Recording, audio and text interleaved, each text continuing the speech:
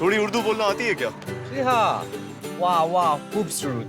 मेरा नाम एडम। यही सब मेरे बाप की जमीन है। ठीक है, एक्सेलेंट।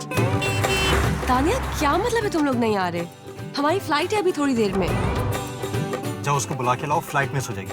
पटला नहीं हूँ मैं तुम्हारी, जाओ जाके खुद बुला कर आओ। मैं आराम से। ये पहाड़ों का सीन काफी पावरफुल है। हाँ बस ठीक है, हिल पार्क नहीं लगता। एक और इम्पोर्टेंट साहब को लेना है रास्ते से। परियां तरती है जहां, आसमानों से वहां। हमारे इस इलाके में इस तरह के और पीस हैं? चांदनी बात करती है ऐसा पहली बार देखा। लहरों से। आप मुझसे बात क्यों नहीं करती? फजूल लोगों के लिए वक्त नहीं है मेरे पास। Same here. तुम अभी भी खराटे लेती हो। मैं अभी भी ये बात नहीं मानूंगी।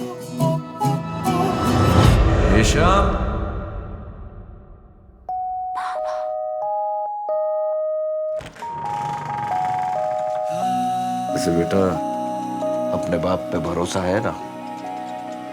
जी। तो फिर मुझसे बहस मत करना। अगर रेशम के साथ रहना चाहते हो तो इन पहाड़ों में रहना सीखो। क्या आप वाकई चाहते हैं कि मैं हमेशा अकेली रहूं? पता नहीं किस किस्म का बेवकूफ इंसान ऐसी हरकतें करता है।